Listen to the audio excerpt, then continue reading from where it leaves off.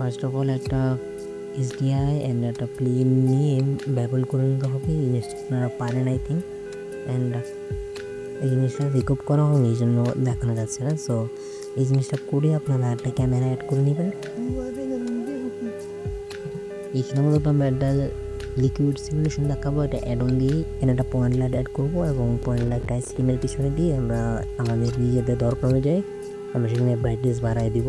Valuable আর লিকুইডগুলো একটু apply করা যাবে না, আপনাদের দরকার অনুযায়ী সিনে যা সুটেবল হবে তা আপনারা ইউজ করবেন। আপনারা এখানে চকলেট কালার যে কোনো কিছু ইউজ করতে পারেন, আমার ম্যাটেরিয়াল ইউজ করতে হবে এরকম না, আপনারা যে কোনো ধরনের কালার ম্যাটেরিয়াল ইউজ করতে পারেন। শুধু একটু প্লেনের পিছনের পেনটা হালকা ডার্ক করলেই চলবে। তারপর আমি একটা অ্যাডনের লিঙ্ক দিয়েছি, সেটা ডাউনলোড করে এক্সপেক্ট করে আপনারা সবচেয়ে উপরের কর্নারের ডাইন সাইডে দেখা যাচ্ছে যে ব্লেন্ডারের একটা আইকন এবং ফাইল লেখা, ওইটার সাথে আছে এডিটে ক্লিক করে প্রেফারেন্সে গিয়ে অ্যাডন সেকশনে গিয়ে ওইখানে ইনস্টলারে ক্লিক করে ফাইলটা সিলেক্ট করে নেবেন।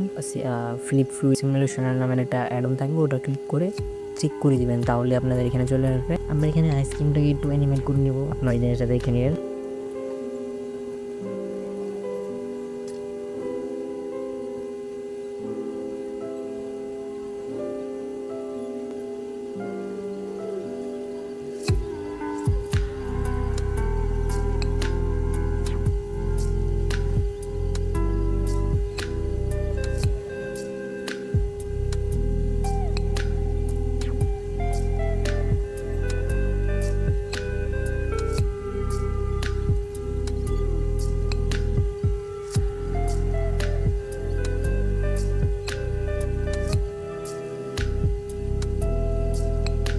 আপনার ফ্রিজ ট্যাবে আসলেই দেখতে পাবেন যে এখানে নিচে ফ্লিপ ফ্লুইড নামের একটা অপশন চলে আসে। ওখানে আপনাদের করতে হবে কি যে একটু ম্যানুয়ালি আপনাদের স্ফেয়ারটাকে ইনফ্লো দিতে হবে এবং একটা কিউব সিলেক্ট করে ওটাকে রুমে নিতে হবে এবং আপনাদের আইসক্রিমটাকে বা যে কোনো ধরনের আপনার ডিজাইন অবজেক্টকে আপনাদের ইফেক্টটা অ্যাড করতে হবে। ইফেক্টটা না, এখানে অবস্টেকের নামে একটা মেনু আছে, ওখানে আপনাদের এটাকে সেট করতে হবে। সব কিছু দেওয়া আছে, আপনারা দেখলেই বুঝতে পারবেন।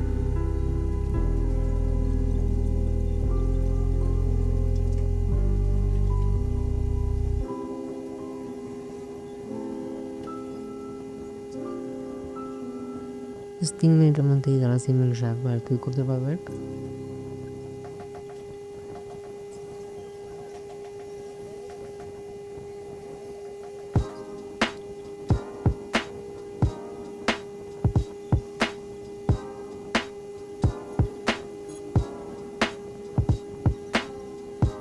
এটা সিম্পল ছিল, আপনারা ডেইলি প্রজেক্ট বেস ওয়ার্ক পেয়ে যাবেন ফলে শুধু বোধ